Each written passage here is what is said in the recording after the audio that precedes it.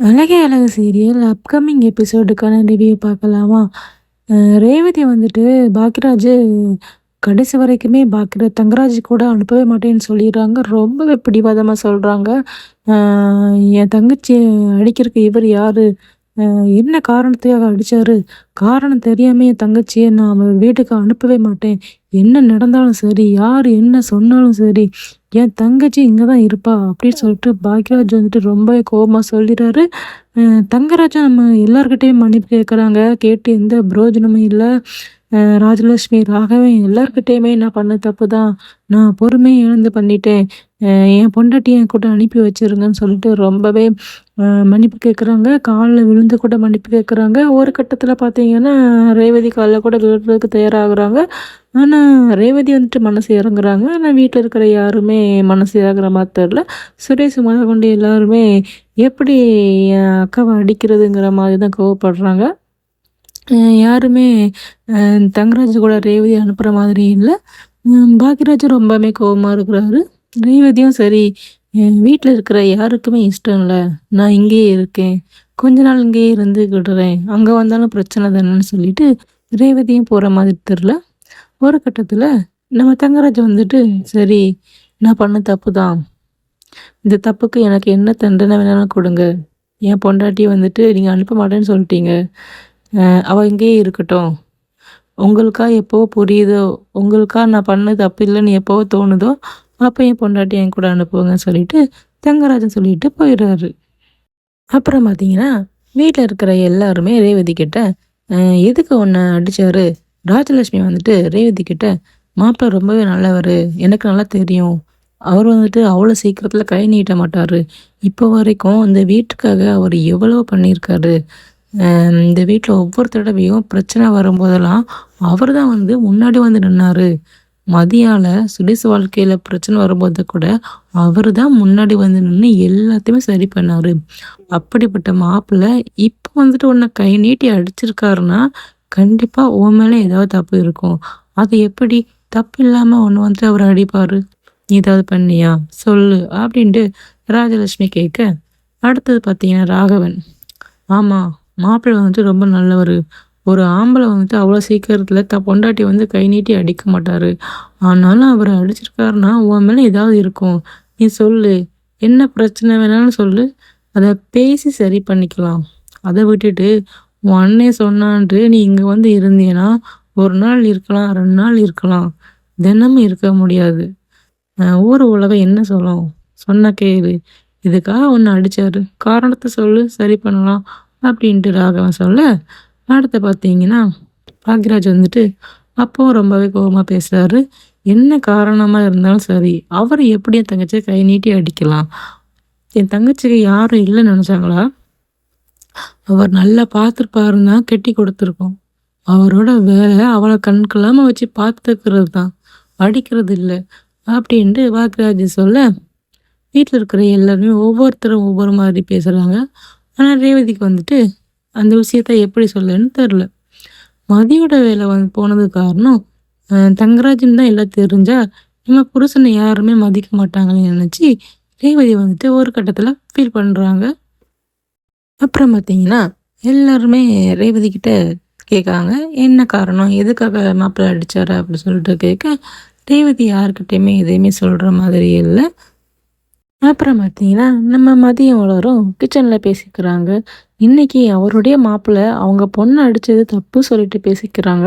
அன்னைக்கு சுரேஷ் வந்துட்டு என்ன அடித்தப்போ யாருமே எந்த கேள்வியும் கேட்கலையே. புருஷன்னா அடிக்க தான் செய்வான்னு தானே சொன்னாங்க. ஆம்பளைனா அடிக்க தான் செய்வான், பொண்டாட்டினா வாங்க தான் செய்யணும் அப்படின்ட்டு அத்தை முதற்கொண்டு மாமா முதற்கொண்டு எல்லாருமே பேச தானே செஞ்சாங்க. இன்னைக்கு அவரோட பொண்ணு தன் வீட்டு மாப்பிள்ளை அடிச்சாருன்னு எல்லாரும் எப்படி பேசுறாங்க பார்த்தியா? இவங்கெல்லாம் இப்படித்தான் அப்படி சொல்லிட்டு பேசிட்டு இருக்க, பார்த்துட்டு ராஜலட்சுமி வந்துட்டு உள்ள என்ட்ரி ஆகுறாங்க. அன்னைக்கு மதியம் வந்துக்கிட்டு எங்கேயே கிளம்பி போனால, அவ எங்கே போனா அப்படின்னு கேட்க, மலர் வந்துட்டு எதுக்கு அத்தை இப்போ திடீர்னு கேட்குங்க? இல்லை, அவ கிளம்பி போனதுக்கப்புறம் தான் வீட்டில் ஒரே பிரச்சனையாக இருந்த மாதிரி இருக்கு. அன்னைக்கு அவளோட முகமே சரியில்லை, உன் முகமும் சரியில்லை.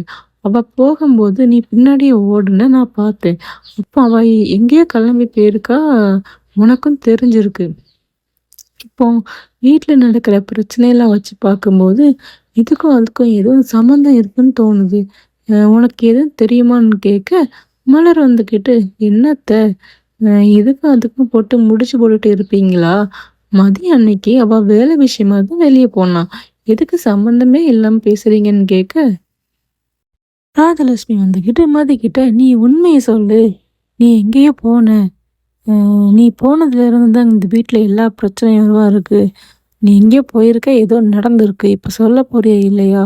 அப்படின்னு கேட்க, அதுக்கு மதி வந்துக்கிட்டு, "இந்த வீட்ல என்ன பிரச்சனை நடந்தாலும் அதுக்கு என்னதான் வழி சொல்வீங்களா?" அப்படின்னு மதி சொல்ல, "உன்கிட்ட நான் வந்து சண்டை போடுறதுக்குலாம் வரல. நீ அன்னைக்கு எங்க போனான்னு தான் நான் கேட்டேன்." அப்படின்னு சொல்லிட்டு நம்ம ராஜலட்சுமி கேட்க, அதுக்கு மலர் வந்துக்கிட்டு, "ஏன் அத்தை இப்ப தேவையில்லாம பிரச்சனை பண்ணிட்டு இருக்கீங்க? ஏற்கனவே ரேவதி பிரச்சனை, ரேவதியோட மனசே சரியில்ல. நீங்க உங்க பொண்ணோட போய் பாருங்க போங்க. அவங்க கண் கலங்கிட்டே இருக்காங்கன்னு" சொல்லிட்டு மலர் சொல்ல, "அந்த பிரச்சனைக்கு காரணமே இவளா தான் இருப்பாளோன்னு எனக்கு தோணுதுன்னு" ராஜலட்சுமி சொல்றாங்க. "இந்த வீட்ல ஒரு பிரச்சனை வந்தாலே இவளால தான் வரும். எனக்கு நல்லா தெரியும். நீ வேணா பாரு. இந்த பிரச்சனை முடிவுல இவ தான் இருப்பா" அப்படின்னு சொல்லி ராஜலட்சுமி சொல்ல, இத பார்த்துட்டு இருந்த சுரேஷும் பாக்கியராஜும், "உங்களுக்கு வேற வேலையே இல்லையாம்மா? ஆ மாப்பிள்ளை நம்ம வீட்டு பொண்ண அடிச்சிருக்காரு. அதுக்கான காரணம் என்னன்னு கேட்டா எதுவுமே சொல்ல மாட்டேங்கிறாரு. அவர் பாட்டுக்கு பொய்யா ஒரு நடிப்பு நடிச்சுட்டு தான் பொண்டாட்டிய கூட்டு போலான்னு நினைச்சாரு. நம்ம யாருமே அனுப்பலன்னு அவர் பாட்டுக்கு போயிட்டாரு. இத பத்தி யோசிக்காம இந்த வீட்டு மருமகள எப்படியாவது குறை சொல்லலாம். அவங்க மேல தான் எப்படியாவது தப்பு சொல்லலாம், பழி சொல்லலாம்னு பார்த்துட்டு மலரை மதியம் கிச்சன்ல வந்து தேவையில்லாம வம்பு இழுத்துட்டு இருக்கீங்களா? எல்லாமே பண்ணிட்டு எதுவுமே பண்ணாத மாதிரி அங்க ஒருத்தர் அப்படி இருக்காரு. நீங்க என்னன்னா அவருக்கு சப்போர்ட் பண்ணிட்டு மருமகள் திட்டிட்டு இருக்கீங்க. என்னம்மான்னு நினைச்சிட்டு இருக்கீங்க? கேட்கறதுக்கு ஆள் இல்லன்னு நினைச்சீங்களா?" அப்படின்னு சொல்லிட்டு பாக்கியராஜ் சொல்ல, அதுக்கு ராஜலட்சுமி, "டேய், நீ முன்னாடி மாதிரி இல்லடா. முன்னாடிலாம் எதுவுமே பேச மாட்ட. இப்போ உன் பொண்டாட்டிக்காக நீ எப்படிலாம் பேசுற பாத்தியா? சுரேஷு, நீயும் அப்படித்தான். இவ்வளவு நாளும் நீ தான் அமைதியா இருக்கன்னு நினைச்சேன். நீயும் அப்படியே மாறிடுவா போல" அப்படின்னு ராஜலட்சுமி சொல்ல, அதுக்கு பாக்யராஜ் வந்துட்டு, ரேவதியோட வாழ்க்கைய சரி பண்ண பாருங்க.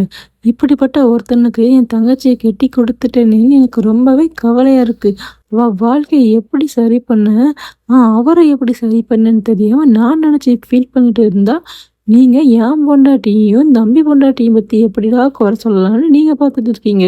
அ என்ன நினைச்சிட்டு இருக்கீங்கன்னு கேட்க, அதுக்கு ராஜலட்சுமி, "டேய், என் பொண்ணு மேல எனக்கு கவலை இல்ல நினைச்சியா? அன்னைக்கு இவ தாண்டா வெளிய போயிட்டு வந்தா. இவ போயிட்டு வந்ததுல இருந்து தான் அந்த வீட்ல எல்லாமே பிரச்சனையாவே இருக்கு. அதனால தான் கேட்கேன். வேணா நீயே அவட்ட கேட்டு பாருன்னு" ராஜலட்சுமி சொல்றாங்க.